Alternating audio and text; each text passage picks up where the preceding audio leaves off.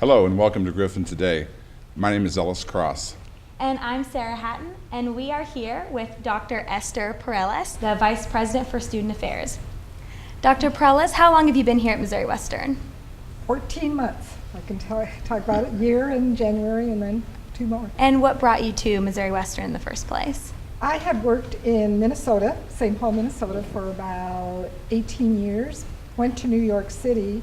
New York City was a little different. Wanted Right. to come back to the Midwest, and this is where I did my best work, so Missouri Western was just what I needed to get Okay. back to the Midwest, and with the group of students I love to work with. Right. Did you ever see yourself doing something else, or was the students really the focus for your career?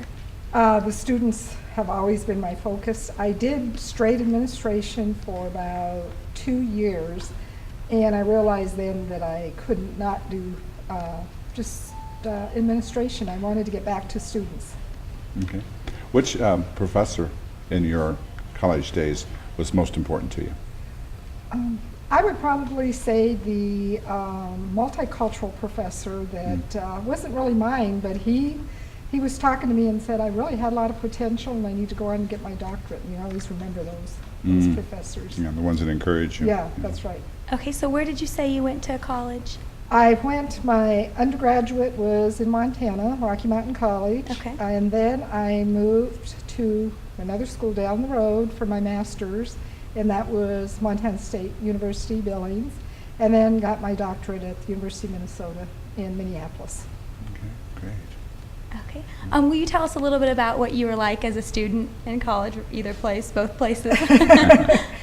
Well, when I was an undergraduate, I really, like many of the students I work with, when you come in and you're young and 18-year-old, you always want to try everything, and that's what I tell students. I know they're going to test everything, that if they hadn't partied before, they were going to try partying. If you haven't tried smoking, Right. you're going to do that. Right. I did everything crazy as an undergraduate, as 18-year-old, but kept my grades up good enough so so I could graduate. But then when I got into my master's, I became quite serious, and my doctorate, I turned into a very serious student and knew that that was important. Right. However, not turning it on students, knowing that they have to go in, they're going to go through those developmental stages, and so that's why I went into student affairs, so I could help them think through their developmental stages when they wanted to party and those kinds of things. Right, exactly.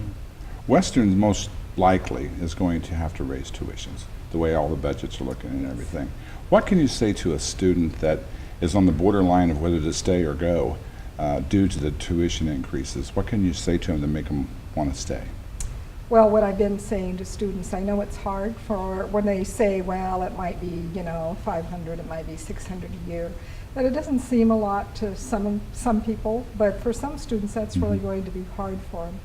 What I tell them is that they have to keep their eye on the prize, that right now it's going to seem hard, but if they get that degree, they're going to be able to get the salary that they're going to need to prosper and to be a good citizen of their communities and everything. So I want them to say that it's important. Just keep, right now it might be a struggle, but think of down the road. And then also think of what it's going to do for the students that come after. I think you should leave something. What's your legacy?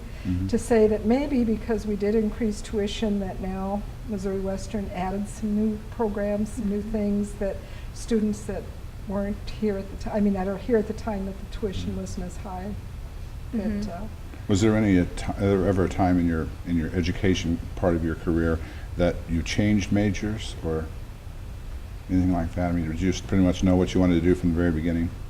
I was just Okay. straight and narrow, kept with it, didn't go through that. I tell students now that I know they're going to change their majors 3 or 4 times, and I can understand that, but I tell them that that's the reason we hired a new director of career development, because I said I really want somebody to help you think through that process. Get your avocation, which is your love, versus your vocation. A lot of times it's, well, I want to be a business major, but they really don't love being in that closed in, as you say, without students. So how do you get them to get their love and what they want to do? I know last fall you reorganized the way that the student affairs operates. Yes. Can you tell us maybe what was wrong or what the goal is? Well, I can do both. First Okay. of all, what was, I don't want to say what was wrong. I always say I want to say something value added, but it was real clear that Missouri Western had not had a vice president for student affairs. It was set up in a fact that we had the right programs there, but there was no rhyme or reason or no theory behind why do we have counseling, why do we have advising. So what I wanted to do is put it into programs units that really did make sense. For example, the student development unit. I wanted to put career development there, non-traditional students, the student life and leadership development, because I thought they all made sense together. Mhm. And with budget constraints, I wanted to say if I really had to cut staff, because even with tuition increases, if we don't know what's going to happen, Right. that I wanted to have a vibrant unit, that they were all cross-trained and could help each other, that if I had to go in at some point and say, you know, I really don't want to lose staff, but if I have to, I can do it, because now I have 6 people working for student development instead of 1 in their individual silos. So that was why I did it, in preparation for budget constraints, but it's just good business practice. As advisor to the SGA, what is your philosophy concerning your position with that advising? I'm, and exactly what the term says, is advisor. And my philosophy is to give students information so they can make informed choices, but then step back. And I guess when you did talk about something unusual, I am used to other SGAs where really administration does not have hands-on, that students really do control SGA, and that's what I'm trying to do here, is give them the authority and the autonomy to make the decisions. In fact, sometimes they wanted me to be the bad guy on some decisions they wanted to make, and I'd say, no, you made that decision and you have to, you know, live with it. So I'm all about empowering, giving them the leadership, because I look at everything that we do as a training opportunity for students. So if I'm sitting there giving them, telling them what to do as a management, they're not going to know. They have their conflicts, they have everything else, but it's a mini little world there for them to get prepared. Mhm. So my role is just as an advisor and give them the best advice, but they make the decisions. Mhm. Right, on so their you own. have more of a hands-off approach, would you say? Yes, I really need to do that. I noticed that SGA could do much more for their constituents, but what I was told is a lot of times that they really have never had somebody consistent as their leader, so they didn't realize that they could make some choices. And I always say that as student government, you've got to act on behalf of your constituents. Don't come and tell me that you put another pop machine in a building, or you're going to add more papers in another building. It's what did you do for your constituents? Did you change policy? Did you make new policy? What did you do to really help them that's going to make a change, because you're working for them? I've talked to a couple of senators, and they've said that one of the things that Kathy Kelly was going to be able to do was to smooth out transitions and to tell them, okay, this has been tried before, we've done that before, and this was the problem, so they can overcome things. Is that going to be mostly her key role?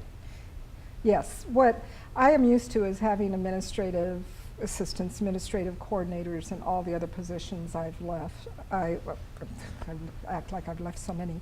The other positions where I was advisor to student government, and I see that as a support person that really says, you know, have you helped them put their minutes in a folder? Have you helped them remember what they said in their last, budget that they had to do, but mainly as somebody that's keeping track of the work that they have to do. And for now, because the person in the concert who backed out, she kind of stepped to the forefront, and had we not had somebody in there, it would have been somebody in my office trying to do that. But those kinds of logistical things that says students have to go to class, so how can we make those calls? How can we leave it open? And I think the most important part of that is the office is finally opened, that students now can go in there and we have somebody that is going to be able to give them whatever they want or whatever they need. But Yes, and that's part of the process too,